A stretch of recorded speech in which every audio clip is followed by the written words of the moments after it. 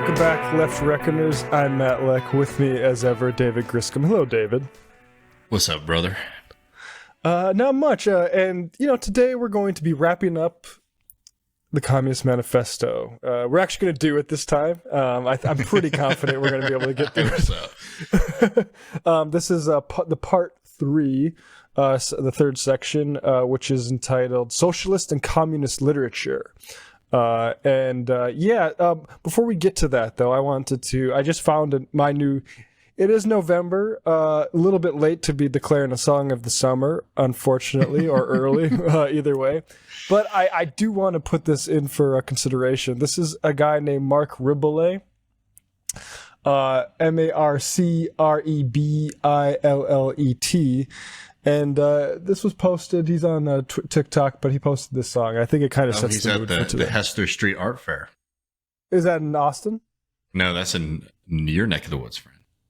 I don't even know where Hester Street is. Wow, that's interesting. I have to look that up now. All right, well, here is this song. Fuck you, boss. I'm late. What you gonna be doing about it? I said I'm late. You gotta fire me. There's no one else here, bitch. So yeah, that song has been, that 18 seconds of music has been in my head for the last 4 hours now. But there's some important Marxist concepts I think we can draw out of that. With regards to like the reserve army of labor, for instance, we're seeing low unemployment right now, about 4%. And that means workers have a little bit of a choice and a little bit of a leverage over giant corporations that are already understaffing them and trying to like squeeze as much money as they can for profits. So I do like to see that. And, the more it reminds me of like Andrew WK, but for the post 2008 sort of world. I was going to say, making a late submission into the great American songs that deserve to be included in the Marxist canon. Dolly Parton's 9 to 5 and Johnny Paychecks Take This Job and Shove It. I like fuck you, bitch. I'm late. Throw that in the ring as well. No, but I mean that's a good spirit to start this. And for people who have been watching, we do suggest you dive into part 1 and part 2. Just a quick summation. Part 1 is really lying down the Marxist view of history and politics. Notably, the rise of not just the working class, but I think really importantly for understanding this section here, the revolutionary aspect of the rise of the bourgeoisie and its ability to break down the archaic rights of blood that were feudalism and aristocracy. And that's going to become, I think, very important in understanding this chapter, as well as our part 2 section, where we sort of looked at what is the relationship of the Communist Party to the working class, in addition to looking at some of these property relations and sort of responding to many of the common refrains and criticisms that communists get. Very funny to realize that they're pretty much the same 150 years later. Yeah. But this section here, Marx is actually going to be doing something that is a big part of the leftist tradition. And, people malign this and get worked up about it. But I think it actually is an important and critical part of the left wing, particularly the Marxist tradition, is criticizing other movements that claim to sort of be on the left, or more importantly, claim to be the kind of voice of the voiceless, the voice of the working class movement. So in this chapter 3, we're going to look at a few different versions of socialism that Marx is going to critique here. Is there anything else you want to note up top before we dive in? Yeah, no, just to note again, like the overall, there's 3, you said there's the feudal, reactionary socialism, which consists of feudal socialism, petty bourgeois socialism, and German or true socialism. And I think that's an interesting nugget to get into. Then we'll get into conservative and bourgeois socialism, as well as critical utopian socialism and communism, which we've touched on that before, but it's good to take another pass at Saint Simon and Fourier. And as we've said throughout this, just in terms of readability, accessibility, entertainment value, we might not go too deep into some of the figures and things that he's noting here. If you want a really good in-depth, particularly on the French questions, going back and watching our section, our Marx reading series on the 18th Brumaire of Louis Napoleon. That will help you out a lot, sort of understanding who these figures are. But without further ado, let's start with some of these different versions of socialism, and this first one here being reactionary socialism. And the first one that he brings up is what is called feudal socialism, and I'll just read the intro paragraph here because I think it sort of sets it up well. Owing to their historical position, it became the vocation of the aristocracies of France and England to write pamphlets against modern bourgeois society. In the French Revolution of July 1830 and in the English Reform agitation, these aristocracies again succumbed to the hateful upstart. Thenceforth, a serious political struggle was altogether out of the question. A literary battle alone remained possible, but even in the domain of literature, the old cries of Restoration period had become impossible. And that is going to be a theme in a lot of these forms that he calls reactionary socialism, as opposed to what we'll call later conservative socialism. The reactionary in the sense that while they have, they're decrying the rise of the bourgeoisie, what they're really decrying is the end of the agrarian model, particularly the ownership of the people by the Lord, and the frustration of these aristocratic people who are seeing their power dissipate and wanting to return to the old system. And Marx sort of, calls them out for them not really being able to have any kind of positive vision of the future, because in fact, what they want to do is not to revolutionize society, not even to improve the lot of the vast majority of people in society, but actually to return to the old masters. And going forward a little bit, he says, in this way arose feudal socialism, half lamentation, half lampoon, half an echo of the past, half menace of the future, at times by its bitter and witty, incisive criticism, striking the bourgeoisie to the very heart's core, but always ludicrous in its effect through total incapacity to comprehend the march of modern history.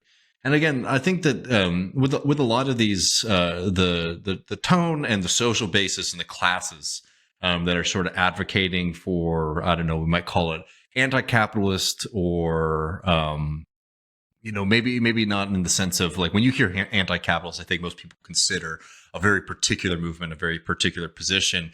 But there's a lot of versions of conservatism even today that are very much against free trade, free commerce, not because they want to see the lot of the working class rise, but because they do want to restore an old order. It becomes very silly.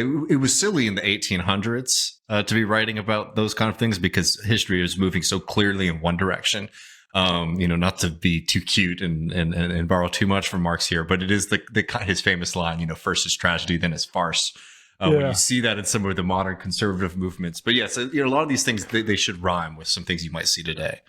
I wonder if Marx would consider the sort of slavocracy a form of sort of reactionary socialism, because you hear it a lot at that time. Mm-hmm. Basically anti-capitalist messaging, like they're going to come and upset this way that we have down here. And even to the extent that we talked about this with Harvey K. Eugene Genovese, who was a Marxist historian, later became a sort of traditionalist conservative apologist for this plantation society. And I think Marx was obviously around at that time. I'd be curious to see or wonder what his thoughts were about that. I think one, we should do some more of Marx and Engels writing on America, but two, I think you're 100% right. I don't know if I would hazard a guess after whether, you would have to slot that under a feudal socialism, right? Because that's close, the closest, it wouldn't be petty bourgeois. I suppose you could argue it's out of the bourgeois if you consider that like that class was created off of finance from Britain, maybe. So either way, I guess. But at least in ideology, their idea is like it was independent of that. You don't want to compliment them by calling it intellectual tradition, but there was a very, very American Southern tradition of writing against the industrialists, writing against the bourgeoisie. That not only was reactionary because it was a defense of slavery, but even in their criticisms of some of the attacks on tradition, the family, all these kind of things that were coming out of industrial capitalism. It was at its heart extremely reactionary because, again, what it was trying to do was not to emancipate labor, but rather to maintain its branding. And going on this, he says, in showing that under their rule the modern proletariat never existed, they forgot that the modern bourgeoisie is the necessary offspring of their own form of society. And what does he mean by that? What he's talking about here is these kind of movements in France and in England that were complaining about the shifts in industry and the expansion of capitalism in society, and saying like, oh look, there never used to be this kind of proletariat or this kind of miserable condition for people at mass like it is happening in major cities in France or major cities in England. And Marx is sort of chiding them and pointing out, yes, exactly. Because the world and the civilization that y'all built when you guys were in control did not have modern industry, did not have the modern ability to produce as much for as cheaply and as efficiently as this modern system. So this sort of point is like, hey, we never had workers like y'all do now, is a kind of a silly point, and it's exactly the reason that those forces were overtaken in the first place. He then says what they upbraid, which is an old-timey word for fault, what they fault the bourgeoisie with is not so much that it creates a proletariat as that it creates a revolutionary proletariat. In political practice, therefore, they join in all coercive measures against the working class, and in ordinary life, despite their highfalutin phrases, they stoop to pick up the golden apples dropped from the tree of industry and to barter truth, love, and honor for traffic in wool, beetroot, sugar, and potato spirits.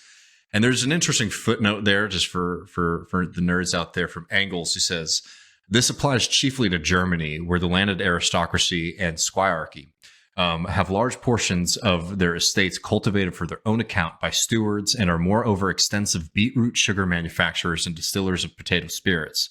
The wealthier British aristocracy are as yet rather above that, but they too know how to make up for declining rents by lending their names to floaters or more or less shady joint stock companies. We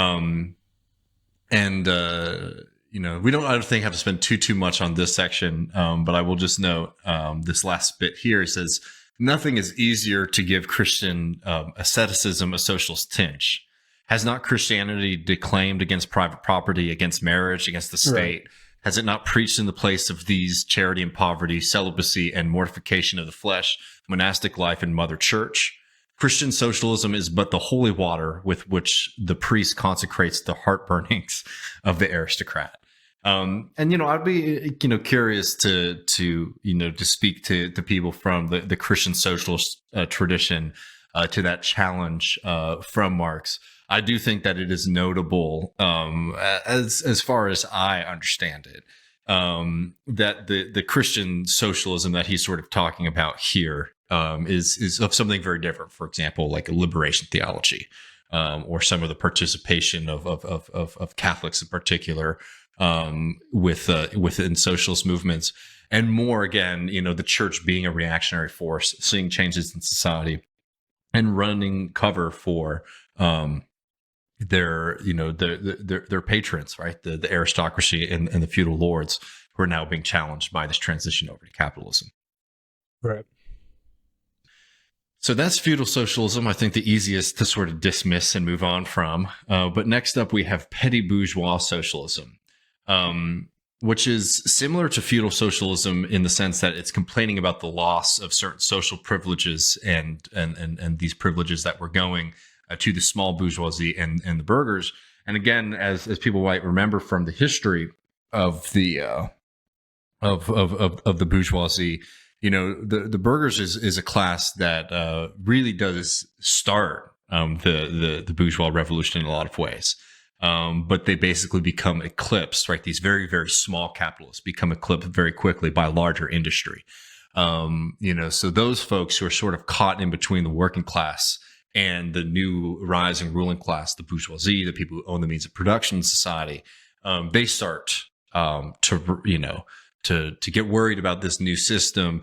And it's a very notable thing, I think, rhetorically, that is common. The reason he calls them socialism, and I think he's using socialism in a very broad way to describe any movement that sort of appeals to the common people, to the common man, to the working class. all of these movements, they make kind of like literary like overtures to this class, but none of them are particularly interested in actually seeing that class rule or take power. And petty bourgeois socialism is certainly a part of that.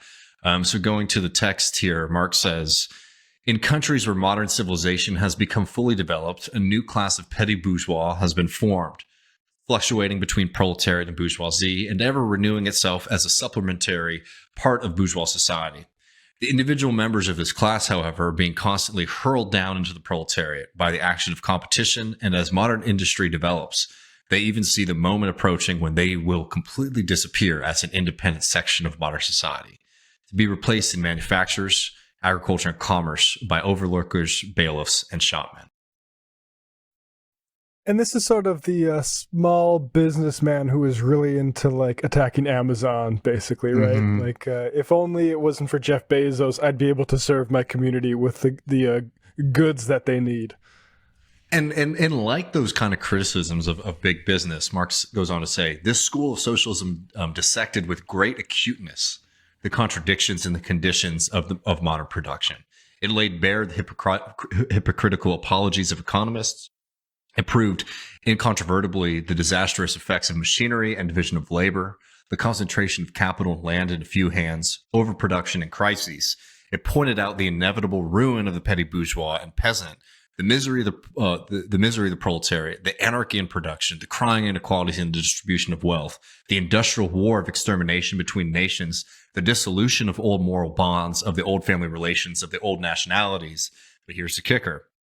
In its positive aims, however, this form of socialism aspires either to restoring the old means of production and of exchange, and with them the old property relations and the old society, or to cramping the modern means of production and of exchange within the framework of the old property relations that have been and were bound to be exploded by those means. In either case, it is both reactionary and utopian.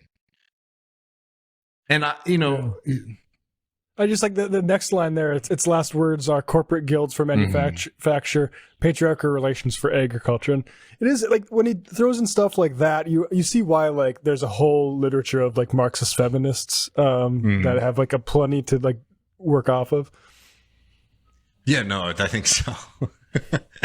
No, I mean, no doubt about it. And also, like, I think if ever we're to, if there's only one thing that you take away from this section as we're going through it, it's to really, there's always these kind of like debates on the left. And I think some of these are like, they're not even particular to the left. It's just sort of typical stuff of like, oh, well, some people are too like, they're too passionate about theory, right? And it is funny how like philosophy and I don't know, political education or political thought have been sort of collapsed into this word theory, right? Which already sounds like a nerdy pursuit instead of something that is like actually engaged in radical revolutionary movements.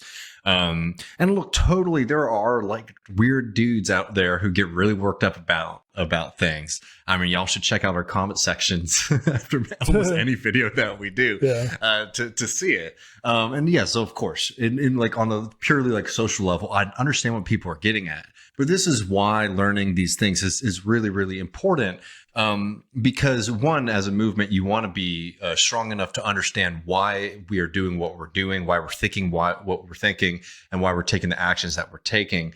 One, so that you can be better at participating in them, and two, and I think most importantly, so you don't get pulled astray. I think if you look at the history of the American left, and I'm using the bigger amorphous version of that, and let's exclude Democrats.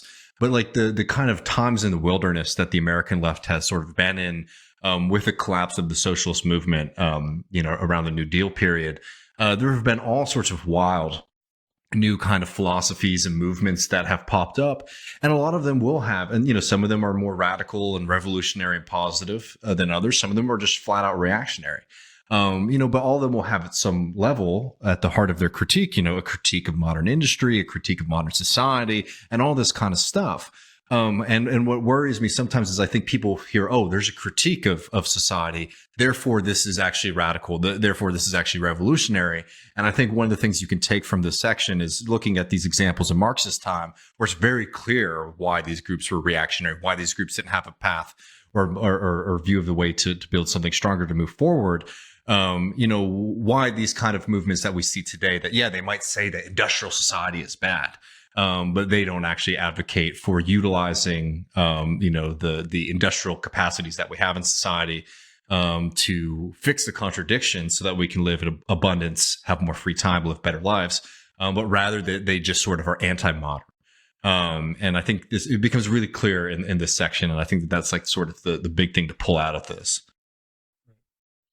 Should we move on to German or true socialism now? Yes, sir. This is one of my favorites. So yeah, my understanding of this is that it is basically like France was a little bit ahead of Germany in theorizing this stuff, and Germans in importing it did so in a way that doesn't quite illuminate as much as obscure. Yeah, and I think that's a very nice way to put it. I think more bluntly, and we're going to have to read some of the barbs in here, because I think this is Marx at his fiercest in a lot of ways in this chapter. But we'll go into it in depth. But I would just add to what you were saying, Matt. It's not just that they were like, in addition to what you were saying, it's yes, they were importing French writing and French thought on what was happening, and France was more advanced than Germany at this period of time. But what was the pitfall, right? Why is that a problem? And the reason that it's a problem is because in France, where the radicals were sort of criticizing some of the bourgeois phrases about liberty and freedom of speech and all these things. And as, again, if you read or if you listen to our conversation on 18 through Brumaire, Marx eviscerates a lot of these things, saying like, oh, they love these high phrases, but actually look at the real society. And in Germany, what happens is the Germans import some of the radical criticisms of the failures or the limitations of the bourgeois liberal state. And because Germany's backwards, because Germany is going through the period of actually having to fight for freedom of speech, freedom of assembly, and all this kind of stuff, they end up becoming defenders, the German true socialists, right? Become defenders of like the absolutist anti-democratic regime, because they're like, oh, free speech, we've learned from the French that that's just bullshit. Let's have the German state just crush protest movements. But yeah, let's look a little bit at the text here, because I think it's a pretty good one. German philosophers, would-be philosophers, and beaux spirits, men of letters, eagerly seized on this literature, the French literature, only forgetting that when these writings immigrated from France into Germany, French social conditions had not immigrated along with them. In contact with German social conditions, this French literature lost all its immediate practical significance and assumed a purely literary aspect. Thus, to the German philosophers of the 18th century, the demands of the first French Revolution were nothing more than the demands of a, quote, practical reason in general, and the utterance of the will of the revolutionary French bourgeoisie signified in their eyes the laws of pure will, as it was bound to be of true human will generally. Now, if people don't have a lot of experience with, German philosophy, he's capitalizing the right words here. It rings very true of the style of writing and the kind of obsession of a lot of the German philosophers. Remember, when it comes to the famous line of Marx, when it comes to German philosophy, is Marx flips German philosophy on its head. Where German philosophy had treated for a long time that the ideas come down from heaven onto earth. Marx flips that equation and says from earth up to the heavens. And that, it's very clear why he's sort of lambasting these things here. But just looking at a little bit of the poetry, here he says, "It is well known how the monks wrote silly lives of the Catholic saints over the manuscripts on which the classical works of ancient heathendom had been written.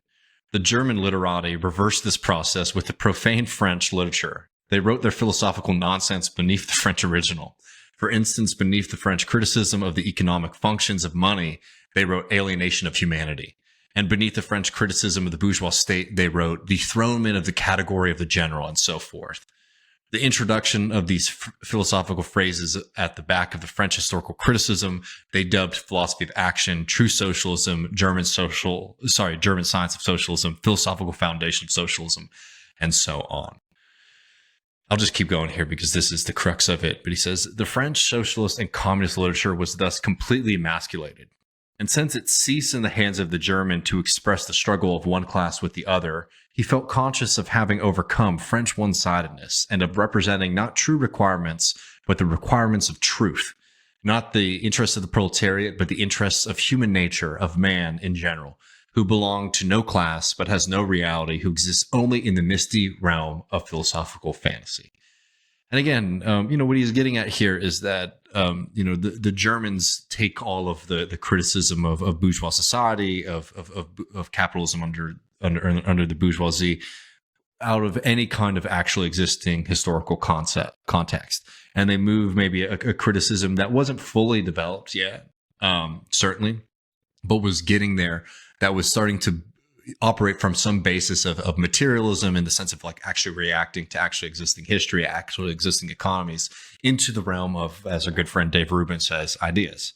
And, it becomes very silly when you're operating, so I've been talking for a little bit, so I'll end on this, that this is, I think, one of the rigorous aspects of Marx, or one of the disciplined aspects of Marxism as a philosophy, as a way of thinking, is that it's certainly engage with ideas, right? Engage with history, engage with literature and all these kind of things. But when you start operating from a certain level of abstraction, and you start talking about naked ideas like freedom and justice, without any kind of rootedness in practicality, in reality and what people are experiencing, then these just become, fun exercises for people to do with each other, and, at parties over beer and wine.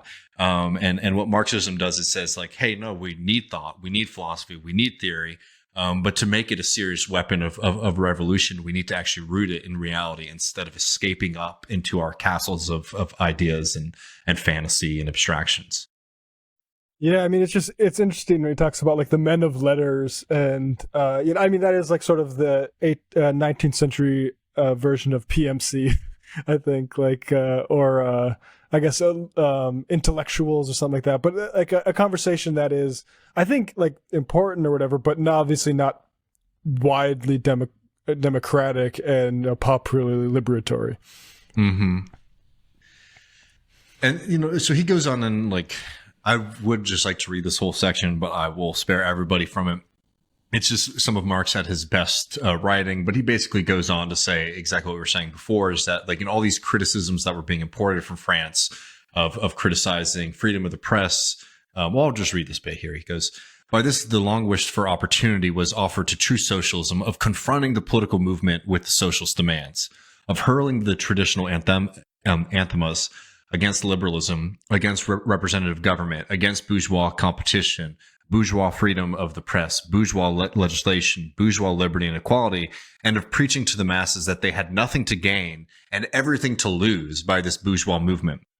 German socialism forgot in the nick of time that the French criticism, whose silly echo it was, presupposed the existence of modern bourgeois society, with its corresponding economic conditions of existence and the political constitution adapted thereto, the very things those attainment was the object of pending struggle in Germany.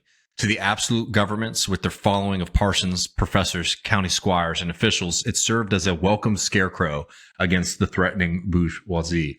And again, what he's saying here is that, importing these kind of criticisms of the liberal bourgeois regime, of the failures, of the limitations of it, into an absolutist regime that existed in Germany at the time. It became not a radical and demand for liberation and for real equality, for real freedom of speech, for all those kind of rights and ideas, but rather actually a reactionary attack against those things that benefited and was in favor of the old order and the absolutist system. And I think that there's some even developmentalist, or I guess that's the wrong word, fighting against colonialism. There's an aspect of this too, right? That if you are under a regime of the sword and the whip, fighting for freedom of assembly and fighting for freedom of speech and fighting for political parties and fighting for the right to vote. While as socialists and Marxists, you understand how it's not the full extent. It's not it oftentimes will not materialize in the full extent. You would need socialism to be able to do that. It is certainly not only preferable, but in fact crucial to being able to achieve any kind of workers' revolution. And I think that this is the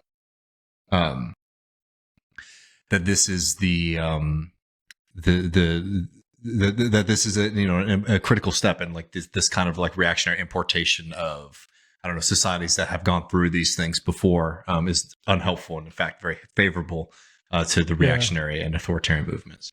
It's funny, out of those, of the reactionary socialisms he mentions, feudal and petty bourgeois socialism are a sort of return movement to something that actually existed, whereas German or true socialism is a return to basically the pages of French anti-capitalists. And yeah, it's interesting. So yeah, and now we move to conservative or bourgeois socialism. So where reactionary socialism is a sort of return to pre-capitalism, this is now we can do capitalism, but without the bad bits of capitalism.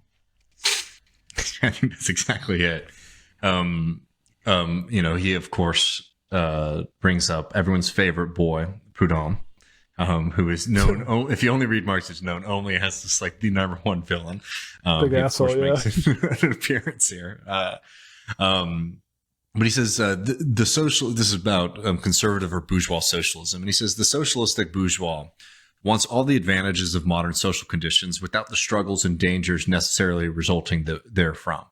They desire the existing state of society minus its revolutionary and disintegrating elements. They wish for a bourgeoisie without a proletariat.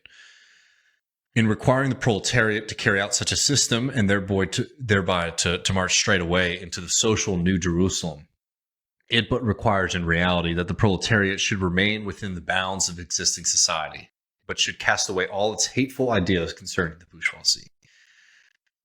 And I mean, there's some more practical things in a second, but like this is, this again is like a very popular thing that you can see. There's versions of this. There's American kind of literary movements that hope for this. In fact, I think this is a lot of American liberalism, even in the 20th century, which is a kind of recognition of the poverty and the desperation that comes out of capitalism, some of the issues that come with it. But a kind of desire that you can sort of deal with this without any kind of clash that is sort of necessary to strip away these distinctions. You might say it's sort of like, look, we are very concerned about your plight, but first you have to acknowledge the bourgeois' right to exist, and then maybe we can work something out. Yeah, I think that's a good way to put it. And then, it's also like, frankly, it's just utopian, right? It's when people say something like, I think everybody should be middle class, right?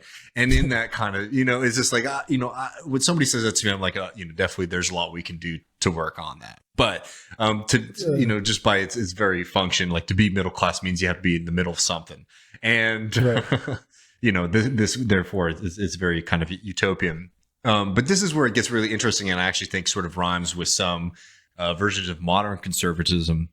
Quote, by changes in the material conditions of existence, this form of socialism, however, by no means understands abolition of the bourgeois relations of production, an abolition that can be effected only by a revolution, but administrative reforms based on the continued existence of these relations. Reforms, therefore, that in no respect affect the relations between capital and labor, but at best lessen the cost and simplify the administrative work of bourgeois government. And what is he talking about here? He's talking about small government. We're talking about little government. We're talking about get the EPA off my ass. Let's get we need to shrink the size of the IRS. I mean, this is the kind of thing that you can see how people, this is like, there's an entire political movement based around trying to make these kind of arguments, right? It's like, oh, well, the real problem is actually that the state is too big, that there's too much bureaucracy. And if we cut through that red tape, that's really going to work for people.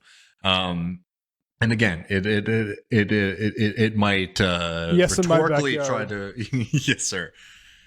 It might rhetorically appeal to people. It's like, the tax man's coming for you or something like that. But of course, we know that the actual real reason that there's poverty and that working people aren't getting their fair due is not because of the burdens of the administrative state, but the burdens of the capitalist exploiter, who is not paying people the full value of their labor. It's interesting to see. And again, like, just be clear, I think that these are different from, what conservatism is today. Don't get me wrong. But in their ways of sort of trying to appeal to the people, this is a similar kind of tactic, where there's not a real confrontation with, with capitalism or this mode of production at all. It's these kind of silly little appeals that have in no way, shape, or form are serious about dealing with working people. And I think it becomes more explicit here when he says free trade for the benefit of the working class, protective duties for the benefit of the working class, prison reform for the benefit of the working class. This is the last word and the only seriously meant word of bourgeois socialism. It is summed up in the phrase, the bourgeois is a bourgeois for the benefit of the working class. That's funny, yeah. I mean, that's exactly like the job creators rhetoric that we've been dealing with our entire fucking lives. Mm-hmm. Like they're here. They're actually like, we need these guys because they're actually the ones that help workers. Like, Yes, sir. it's so perverse. Well, it's just so funny the longevity of some of this stuff. Yeah, including like some people who think prison reform is like a new thing. It's true. And yeah, so here and here we get to the last of the conservative socialisms, which is critical utopian socialism and communism. Yeah. And he's more sympathetic to this, but it has its fundamental downfall in that it's utopian.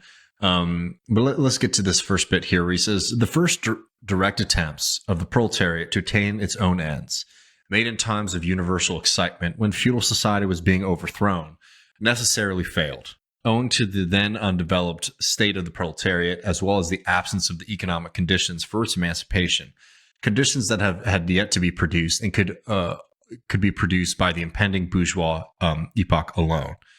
And what is he talking about here? He's talking about some of these early writers, like Owen in England, Fourier, and Saint-Simon, who were speaking to the reality of what capitalism was going to do. And again, like Marx has a lot of sympathy, as we'll get to in a second, to these things.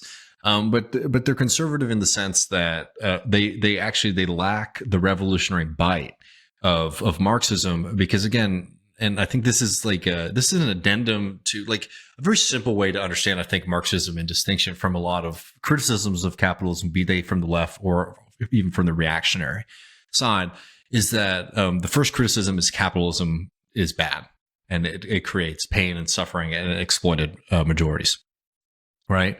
And most people, that's where they start and where they end. But what Marxism sort of throws into here is saying, but capitalism has also developed the productive forces in society. Society has revolutionized society where not only, yes, we are in a situation where we have the system that creates misery and pain and suffering for people, but it has also put us in this unique historical moment where the exploited majority actually have the ability to take control of this system and utilize the system for their own social benefit.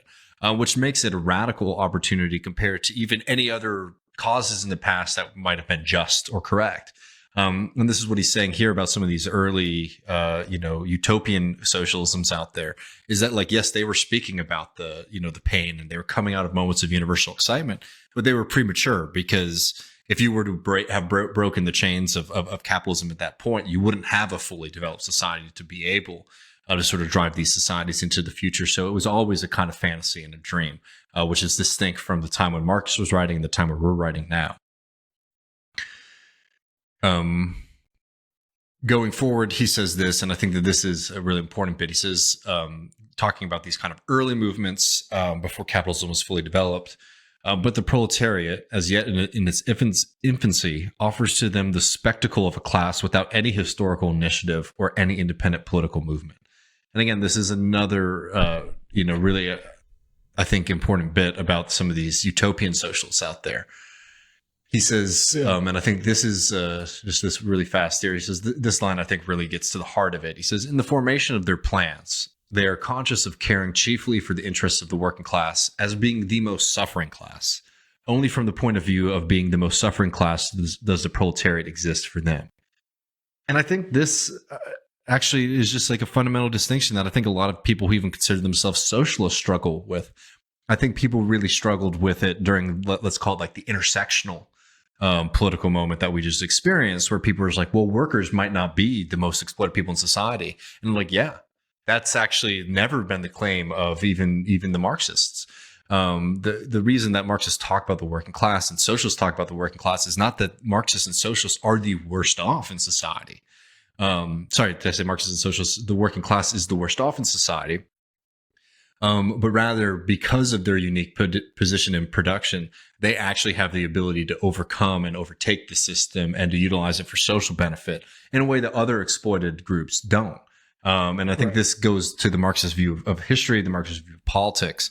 And I think a lot of people, particularly people who sort of come out of liberalism to socialism, really struggle with this because they think of the proletariat, of the working class, as solely as like the most suffering class, when in fact the actual historical mission and the onus and the focus on them comes from their unique position in society, be vis-a-vis the role in production. Yeah, I mean, and it does seem like that what makes it utopian is the not hitching it to a real engine.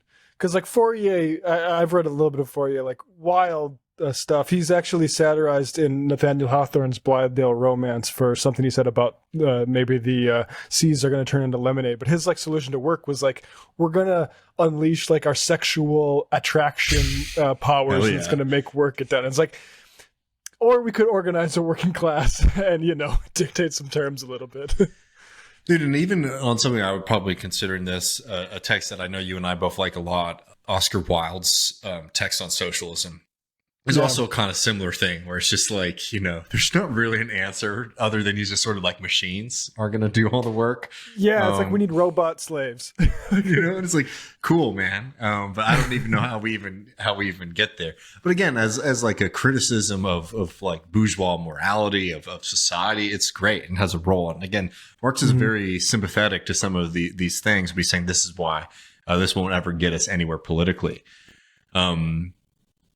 He also knows that, I think this is an important point too, they habitually appeal to society at large without the distinction of class, made by preference to the ruling class. For how could people, when once they understand their system, fail to see in it the best possible plan of the best possible state of society? Hence, they reject all political and especially all revolutionary action. They wish to attain their ends by peaceful means, necessarily doomed to failure, and by the force of example to pave the way for the new social gospel. Yeah. And yeah, look, these movements sort of reject revolution. These are like the nicest guys, right, sitting in their cabins, you know. Let's get a plot of land that you know, we have access to, and you know, bring all of our and try to be self-sufficient until eventually like the world catches up to it. But again, this is where he's sort of sympathetic. I would wonder if you would consider somebody like Thoreau in this. I don't know. Definitely. I mean, the utopian movements were huge in America. There's so many of these, like the Shakers. The Shakers themselves, like there's I believe it's the Shakers that were carpenters, and they were like basically sustaining themselves off of woodwork. And very much, I don't know, Thoreau specifically, I have to go back and because he definitely would have addressed it, because a lot of people in that group in the Transcendentalist movement were part of like the Brook Farm community that Nathaniel Hawthorne satirizes in Massachusetts, which again was like more of these well-to-do children who wanted to like kind of, you know, start a new thing instead of like falling into patterns that they, you know, hear about in Europe and see happening in America and stuff like that. And ultimately it's like, yeah, if you have land, you can go do cool stuff on it. Whether that's going to lead to like a world revolution is another question. You know, and these people were a lot of them are really good folks. I mean, you know, here in Texas, we have a great tradition of the German radicals and socialists moving to the state and building communes. They were hyper abolitionists. You know, and they sort of built their ideal version of society. And, you know, just a reminder, you know, Comfort, Texas, you know, was one of these German socialist utopian towns nearby where I live, who were all massacred at the beginning of the Civil War. You know, so again, like, you know, while we're making our criticisms, I mean, these are people who are representing some of the great yearnings for a better and freer world too. Yeah, I mean, especially with the anti-slavery stuff, very much part of the same ideology that would have led to somebody becoming part of a utopian movement. And this is where, again, he's very sympathetic in certain aspects to these. He says, But these socialist and communist publications contain also a critical element. They attack every principle of existing society. Hence, they are full of the most valuable materials for the enlightenment of the working class. The practical measures proposed in them, such as the abolition of the distinction between town and country, of the family, of the carrying on of industries for the account of private individuals, and of the wage system, the proclamation of social harmony, the conversion of the function of the state into a mere super independence of production, all these proposals point solely to the disappearance of class antagonisms, which were at that time only just cropping up, and which in these publications are recognized in their earliest indistinct and undefined forms only. These proposals, therefore, are of a purely utopian character. So again, he's noting how these things are beneficial, but also why they can't be the tip of the spear. Because again, they were operating from an idealist and utopian position instead of a practical political one.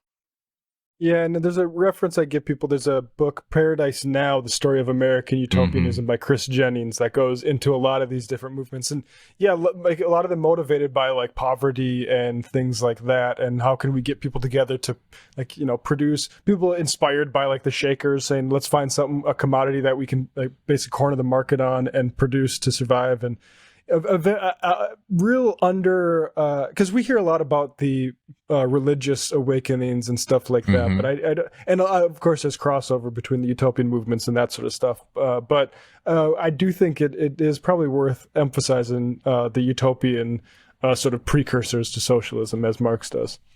And he knows here, and again, like, why is Marx writing this in the first place? He's saying, hey, it's time to move on from this stuff. Nice, it was good, great. It's time to get serious and join and launch communist parties and take the final fight to the bourgeoisie. But he notes here, therefore, the originators of these systems were in many respects revolutionary. Their disciples have in every case formed mere reactionary sects. They hold fast by the original views of their masters in opposition to the progressive historical development of the proletariat. They still dream of experimental realization of their social utopias, of founding isolated and of establishing home colonies or setting up a little Icaria. He's using a lot of words I cannot pronounce. I apologize, y'all. Duodecimo editions of the New Jerusalem, and to realize all these castles in the air, they are compelled to appeal to the feelings and purses of the bourgeoisie. Right. They therefore violently oppose all political action on the part of the working class. Such action, according to them, can only result from blind unbelief in the new gospel. Yeah, and that was, like I said, true of it was all financed by people who had money or could appeal to those with money. And he was correct in that aspect. And also, let's not forget the first of the many splits to come for the American Socialist movement, the founding of the Social Democratic Party of the USA. That broke, I think, within a very short while, because there were two groups in it. They were the Socialists, led by Eugene Debs and others in the labor movement. And then there were the idealists and utopians, led by a lot of the anarchists, who said, hey, there's a lot of land out in Colorado. Why don't we just go buy it and build nice little towns? And as I always say, and it split. I mean, it caused a fundamental division because Debs and the socialists said, no, we've built the society. We will never be able to compete with industrial capitalism, by the way. And more importantly, we've built this and we want to use it for social benefit and social good. So we're going to engage in politics. We're going to engage in labor action. That's how we're going to build the future. The socialist movement made a very distinct impact on American politics in history, even if it was unsuccessful in achieving all of its aims. And the colonists, hung out for a generation and sort of dissipated over time. No, and that's such an important point to say, like, no, we built this. We're not just going to, because what's inherent in that is an acceptance of ownership that is mistaken. And I remember Tim Pool talking with his like Moon Lord guy, and it's talking about if you don't like the king, just in the feudal times you just go to a different kingdom.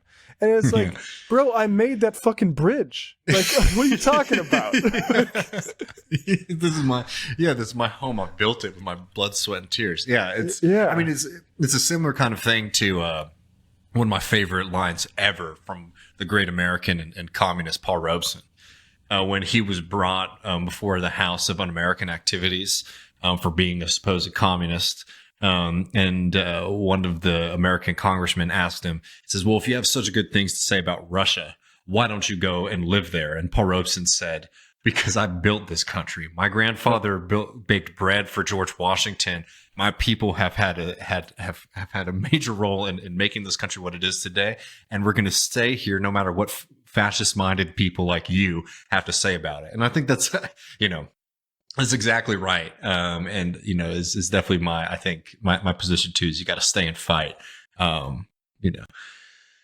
So that is the section on the conservative and reactionary versions of socialism. So, again, we've gone through in the first bit of it's part 1 of the series. We went through the Marxist view of history and the revolutionary role of the bourgeoisie, the development of the proletariat. In the part 2 section that we did, Matt and I talked about the relationship of the Communist Party, the socialist movement, to the working class as a whole. Along with responding to many of the common criticisms and attacks on the communist movement. And now we get to the thundering last chapter of the Communist Manifesto, Chapter 4, Position of the Communists in Relation to the Various Existing Opposition Parties. It's a very short section, so we'll be able to get through it quick here. But let's just go through the first couple paragraphs verbatim. Section 2 has made clear the relation of the communists to the existing working class parties, such as the Charterists in England and the agrarian reformers in America. And the way I would sum that up, and tell me if you agree with this, Matt, is the relationship of the communist movement to the working class movements, the working class parties that existed at the time, is fighting for the present and always having an eye on the future. Right, fighting for the reforms, engaging in the battles that are happening right in front of you, but also laying the groundwork for this more revolutionary break in the future. And I think he says it more explicitly here. He says, in France, the communists ally with the Social Democrats against the conservative and radical bourgeoisie, reserving, however, the right to take up a critical position in regard to the phases and illusions traditionally handed down from the Great Revolution. In Germany, they fight with the bourgeoisie whenever it acts in a revolutionary way against absolute monarchy, the feudal squirearchy, and the petty bourgeoisie. But they never cease for a single instant to instill into the working class the clearest possible recognition of the hostile antagonism between bourgeoisie and proletariat, in order that the German workers may straightaway use as so many weapons against the bourgeoisie the social and political conditions that the bourgeoisie must necessarily introduce along with its supremacy, and in order that after the fall of the reactionary classes in Germany, the fight against the bourgeoisie itself may immediately begin. Shall I keep going? Yeah, keep going. We have, I'm skipping ahead a little bit. It goes, in short, the communists everywhere support every revolutionary movement against the existing social and political order of things. And again, I just think that this is so clear if you spend any time reading Marx or reading even Rosa Luxemburg, that I think sometimes they don't always have the best interpreters out there. Marx wasn't a reformist, and Rosa Luxemburg weren't reformists either. They were adamant against this. But they also weren't people who were saying, hey, we're going to sit out of the social and political fights that are ongoing. In fact, they were saying the role of the communist movement, the role of the socialist movement is to be heavily engaged in these things in order to defeat the enemies today and also to build up the capacity and the capability of the working class to take on its enemies in the future. And there's a whole section of people out there, I will say that, who refuse to participate in politics if it doesn't sort of match up a kind of perfect socialist or communist, program. And I'm not saying here infiltrate into the Democratic Party. I'm not saying here vote for Joe Biden. I'm talking about engaging in the practical struggles of the working class. That means the union movement. That means the fight for healthcare. That means the fight for decommodified housing, for rental protections, for all of these things that are direct fights and opportunities for increasing working class consciousness, working class power, so that we can take the fight to the system as a whole. And unfortunately, there are a lot of people who sit these things out. Yeah, it's funny because that what he's saying here is both a response to those folks and also the folks who act like Marxism is a sort of inevitability that doesn't require any action, when he's actually saying, no, get in and engage wherever you can. And with the same exact idea in mind, an endpoint in mind. Well, actually, let's dive into that. So I'm just going to read the last bit here, and then let's take a little holistic, because I think that's a really important point. Finally, they labor everywhere for the union agreement of the democratic parties of all countries. The communists disdain to conceal their views and aims. They openly declare that their ends can be attained only by the forcible overthrow of all existing social conditions. Let the ruling classes tremble at the communistic revolution. The proletarians have nothing to lose but their chains. They have a world to win. Working men of all countries unite. And that's the end of the Communist Manifesto. I mean, extremely thunderous and powerful words. If it doesn't make your cheeks turn a little red, you might need to wake up a little bit, friend, because very powerful claim here. And I think that sort of gets us, one, we're at the end of the text here, Matt, but I mean, I think that gets us to talk about this text and what it means today, because maybe to lay a challenge, and as you were just talking about, the challenge of it being a text of saying this is just going to happen. Sometimes it's invigorating to read this text. It's invigorating to read those last few lines. But this is written in the mid 1800s, and we're sitting here in 2023. You do have to ask yourself the question: if it ends with this thundering line, "You have nothing to lose but your chains. Working men of all countries unite." Was Marx correct in his analysis here? There's a challenge to be made. Yeah, well, I think this is something we kind of even touched on in the 18th Brumaire thing, is that actually even Marx and Engels was a little bit more complicated than us writing a document that's meant to inspire revolution could maybe have captured. I'm trying to think of there's something else I wanted to mention, but I can't think off the top of my head. But yeah, I mean, I've always thought, I've never been super convinced, even before I was really a Marxist and was being first exposed to this, that it hasn't happened yet, so he was wrong thing. It's maybe the time scale that we're expecting this stuff has just been too short. And I kind of still think that's why this stuff is so relevant now. It's that, maybe it wasn't going to happen by 1885, but maybe it will happen by 2085, for instance. Mm-hmm. Well, I'll just say this. I remember we had Aaron Brown, we talked about this a little bit, but the Marx's determinism, he's always described as this, as a determinist who says this is how things are going to happen. I don't think that's a particularly accurate way to look at Marx. I mean, again, if you've read the other works that we've done, 18th Brumaire, and some of the other things, it's very clear that Marx, believes in what is called contingency. And what does that mean? It means that there's social forces and kind of historical moves of history that are pushing things in a certain direction. But political moments, society can sometimes be embodied in smaller and smaller forces. What do I mean by that? For example, in an absolutist government, Marxism rejects the kind of individualistic nature of history that you get from a lot of liberal and bourgeois historians.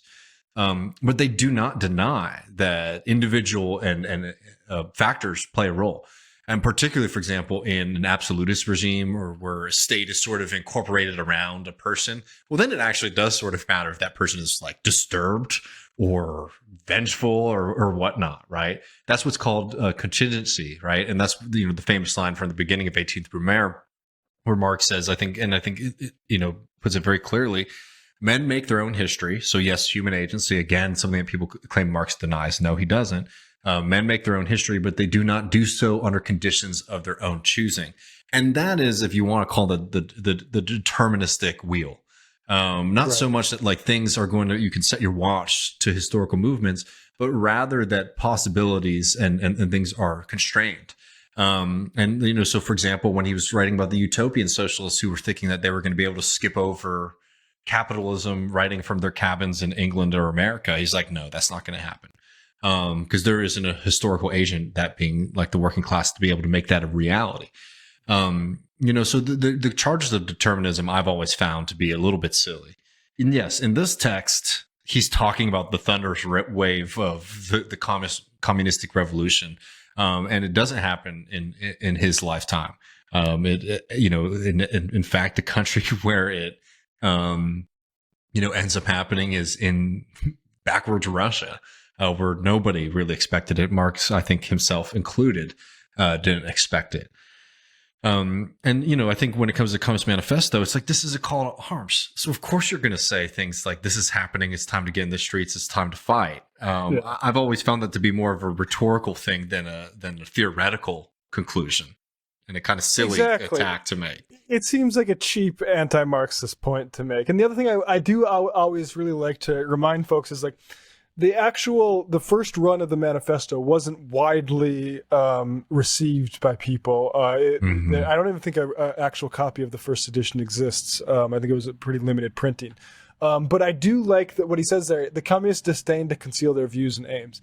So much of politics at that point, particularly like the post-Napoleonic period, was secret societies and sort of sabotage efforts and stuff like this. This sort of flex here, Marx saying, like, we're not afraid to be shy about what we intend to do, because we actually think the world is going to welcome it, because the world is for workers. And I think that is like such a incredible statement for that time. The more I hear about it, just because it's like that's when you include everyone in politics. Like, I love all of the abolitionist secret societies that were going on in Philadelphia in like the 1840s. That shit's cool to me.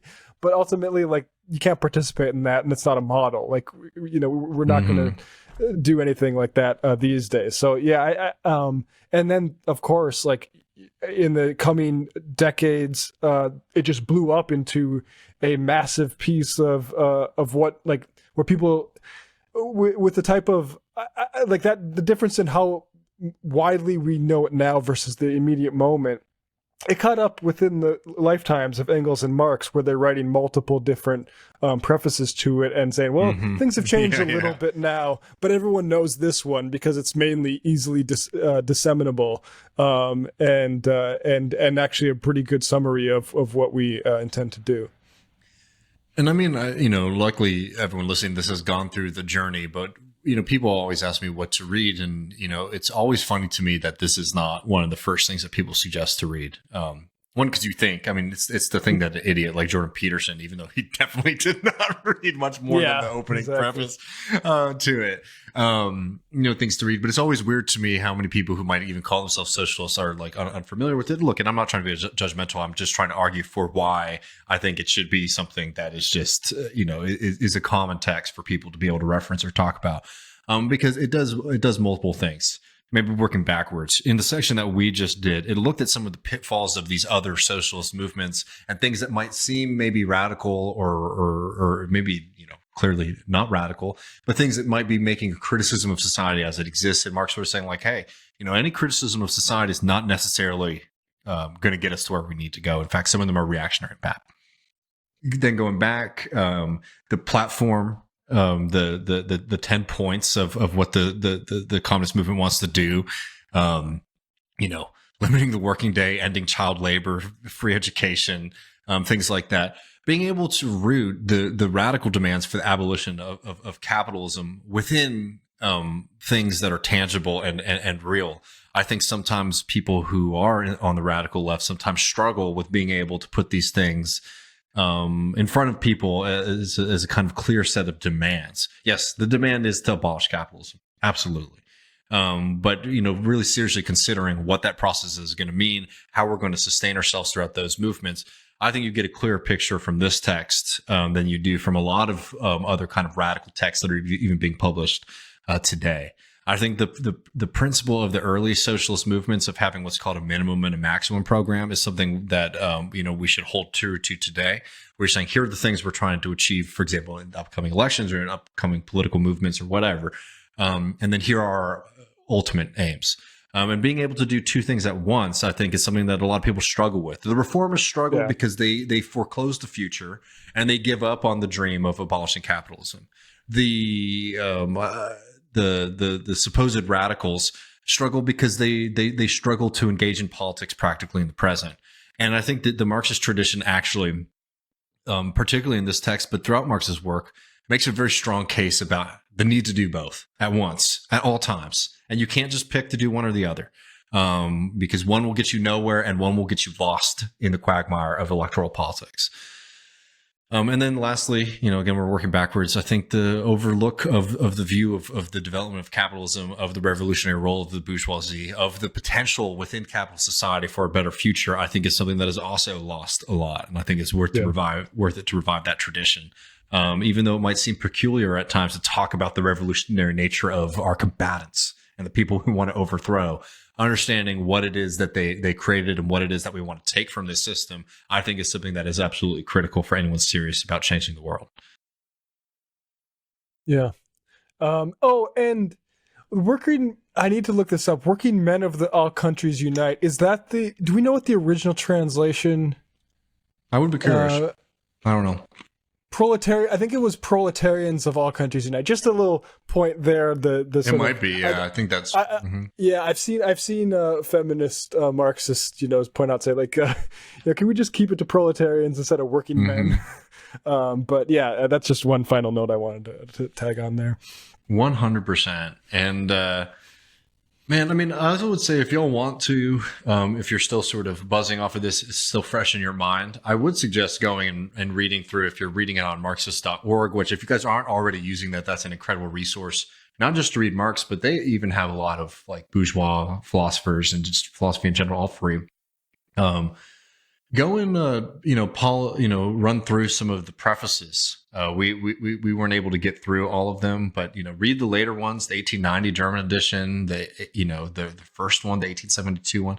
Those can be really helpful in sort of orienting yourself to how, this was a text that was regularly being sort of revisited, relooked at, particularly by Engels later in time. And I think that's probably who we're going to have to go to next.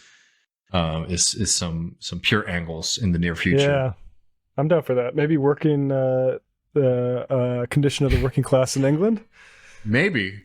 I think we should try to see if the next one we can pick a text that we can do in one sitting and return to the old one before we do another. But I would love to, maybe even to revisit these as a kind of reading group, or like, hey, do the reading before and then we'll come back to it and talk about it. But if y'all like these, we really appreciate all of your support and letting these happen on Left Reckoning's Patreon. Let us know if there's any questions that you'll have, or things you thought were interesting, or things you disagreed with. Matt and I love to hear from all of y'all, especially our patrons. Let us know if there's any texts or topics you might want to see us cover in the future. I had a hell of a lot of fun doing this. I can't believe it took us to almost year 3 of this project before we got around to it. We just had assumed we did it for a very long time. I don't know what the hell that was. I was like, yeah, we did it. So we'll probably move on to Capital now, huh? No, I don't think we're ever going to do that one. Sorry, friends. That's a seminar. But appreciate all of y'all so much. If you're listening to it, as it comes out, we all know these are tough times. So just want to say, as always, appreciate this community and the work that everyone's doing. We'll got to keep moving, keep fighting, and never let that spirit die, because we should let those voices from the past sort of echo through us in the future, and never give up on this fight, because it's correct, it's just, and it's right. But thank you, friends. Hope you guys have a good rest of your day, and we'll see you soon.